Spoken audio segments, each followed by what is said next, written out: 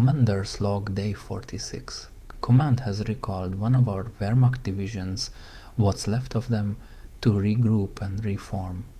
That leaves just us now, the Afrika Corps and one battered corps still holding the line. Intel reports the enemy is on the move again. British and American forces relentless. They were pushed back in the last engagement, but they don't stay down for long. Now with half our strength gone, they expect us to hold once more. No reinforcements, no retreat, just grit, steel and determination. So we dig in. Brace for the storm, once again. We stand against all odds. With one flank exposed and reserves gone, we began immediate fortification. Engineers moved swiftly, laying tank traps, barbed wire, sandbags, anything to slow the tide. Meanwhile, reconnaissance units advanced to secure key ground. Every meter mattered. First contact, our recon units spotted British combat engineers dug in near the front. Panzer Grenadiers advanced without hesitation. Veterans of the last engagement, they moved with ruthless precision. A sharp exchange followed, but the enemy broke first. One squad down, many more to come. We see enemy sighted. I recalled the recon unit. They'd done their job. Our engineers had just finished setting a heavy machine gun nest and laid tank traps to seal their approach. They continued fortifying the line until it was too late. The enemy had arrived. Our machine guns opened up, pinning them in place, while barbed wire choked their advance. For a moment, they saw our resolve, but they also saw our numbers. Intel confirmed enemy armor on approach. It was light but fast and heading for a weak point. We watched it crash through a plaza wall, punching a hole in our line. We scrambled our only PK gun to intercept. The shot landed, but the damage was done. An opening had been made.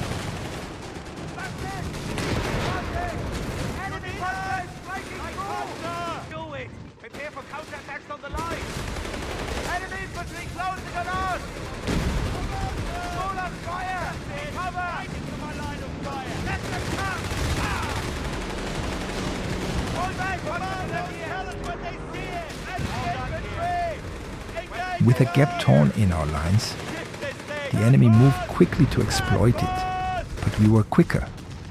Our machine gun team redeployed fast, locking down the breach. As the enemy advanced, they came face to face with that barrel staring them down. It ripped open, pinning their squads in place. We weren't giving up. Not yet.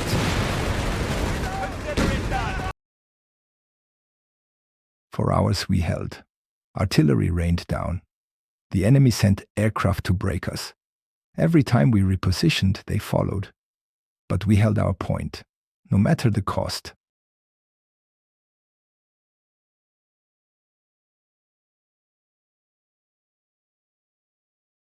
Over time, we lost more cover.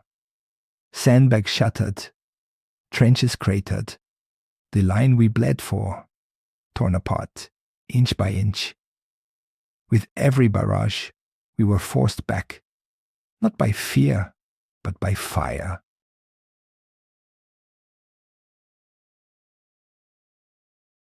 Just as we lost our guards, our Flak 36 was resupplied and returned to the front, dragged through rubble, its barrels still blackened from the last fight. The men cheered, not because they believed, but because they remembered. The enemy spotted it soon after, and though they marched forward, you could feel it. They began to shiver in their metal boots. They've seen what she can do, and they remember, just like we do.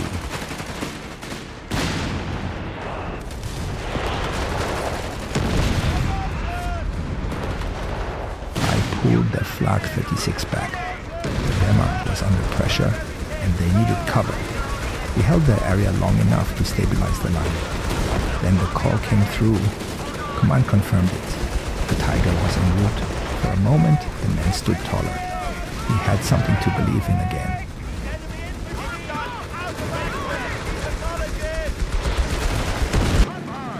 Finally, the Tiger arrived. It flung 2 enemy armor units, catching them off guard. As the Flak 36 turned its barrel, both were taken down. The Allies didn't expect the Tiger this early. Well, with the Tiger's mighty armor, I ordered an assault on the enemy's position. Not to capture, but to send a message. We weren't just defending anymore. We were showing them that we could take the fight to their doorstep, pushing them back, forcing them to rethink their strategy. With the Tiger fighting alongside an HMG, we faced enemy tank destroyers and anti-tank guns, all aimed at us. I ordered a risky move. A repair truck stayed close, ensuring the Tiger kept fighting. This wasn't about winning. It was about keeping their egos in check, showing them we could still push forward, no matter the odds. I then ordered the Tiger to assault a key position. With its power, I knew the enemy would focus all their attention on it. Meanwhile, I locked down our territories, HMGs set up everywhere. Some even joked it was the new Atlantic Wall. After a long grind, we made significant ground. The new challenge had begun, securing our position while keeping up the pressure on the enemy. We were finally on the offense. But as Rommel struggled before, our supplies were vulnerable as well. Every day was a battle, not just against the enemy, but against the clock. Our supplies were limited, stretched thin across a front that seemed to grow by the hour. Every supply drop felt like a lifeline, and we had to protect it with everything we had. The enemy knew it, too. They knew our weakness. They constantly pressed in, hoping to disrupt our lines, cut us off from what little we had left. We fought tooth and nail, knowing that every inch we gained in the fight for territory was an inch closer to our supplies. But as we moved forward, we were always reminded our resources were finite, and we couldn't hold forever. The grind was relentless, a never-ending cycle of securing, defending, and pushing back. But there was no choice. Without those supplies, we wouldn't survive, let alone win. It became clear. We weren't just holding a front anymore. We were holding on by our fingernails, trying to survive long enough to tip the balance. Then came a new, long grinding issue. We lost 2 Tiger tanks, but managed to recover one. The HQ only allowed us 1 Tiger, but they never said we couldn't recover more. The idea lingered in my head. Having 2 Tigers would truly show the enemy who we were. We were the Afrika Korps, and we weren't just here to survive. So I kept pushing, determined to recover the other Tiger. It wasn't just about numbers. It was about making a statement. We wouldn't back down. Eyes. Some said I'd gone mad. Others said I was becoming like him in Stalingrad. I won't lie to myself. There were many mistakes along the way. But I knew this battle could be won, not just with firepower, but with fear and morale. Dealing with 1 Tiger is hard enough, but 2? That could end the campaign, not just a battle. It wasn't about being reckless. It was about sending a message. The enemy had to know we were in it for the long haul. And then I lost my Tiger once more. I tried to recover it, but the enemy halted me.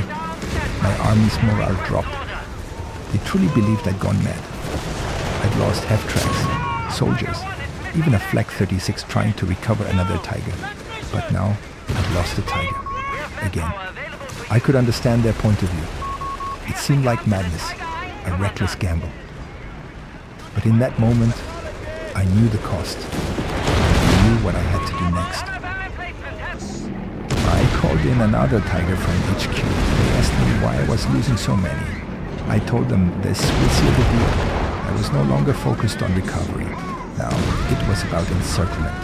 For so long, I'd been obsessed with recovering tigers, losing sight of the real objective, pushing the Allies back. I'd lost my head, but now, with this new tiger, I was focused. It was time to finish this. But with a stroke of luck, as the tiger pushed forward, the other tiger I had recently lost appeared. This was the prime opportunity to recover it. The enemy had lost their armor, and I rushed the tiger to scout ahead. They knew what I was doing, and soon they rushed to stop me. My new objective was clear: get both tigers back safely into friendly lines. I had done it before, but this time it would mean nothing if I lost them. After securing and recovering both tigers, I knew I had to use them to their fullest.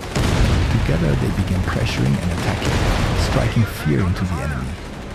Their morale collapsed under the weight of two tigers hunting us at the end. Dealing with one was hard enough, but two? It was a nightmare for them. But to my men, it was a symbol of hope. Proof that we could push back, no matter the odds. The enemy, now fully aware, sent everything they had at me.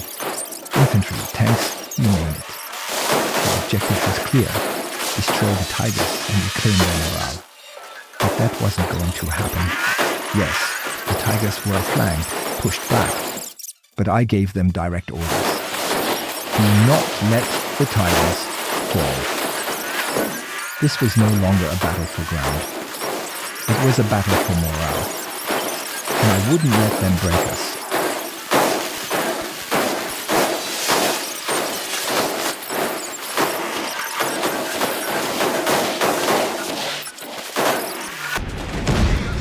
The two tigers now stood at their doorstep.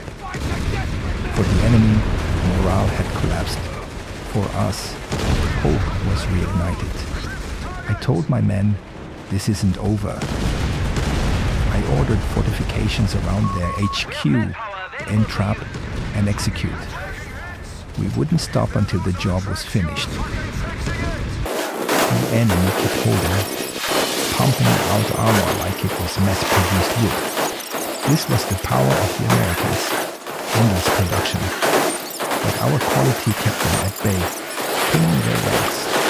For ours, they fought for hope, while our men fought to end it.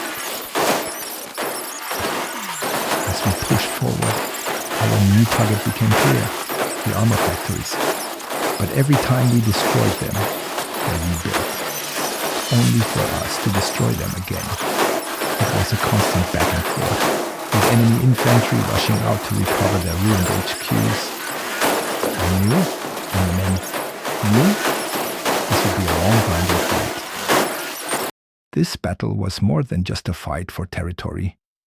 It was a test of will. We were outnumbered, outgunned, but not outmatched. The enemy thought they could break us, throwing wave after wave, relying on their numbers and endless production. But we had something more: our quality, our strategy, and the unwavering belief that we could turn the tide. The tigers, the Flak 36, our men, all of it came together, not just to hold the line, but to strike back with everything we had. The constant back and forth, the endless struggle to secure supplies, recover lost ground, and keep up the pressure.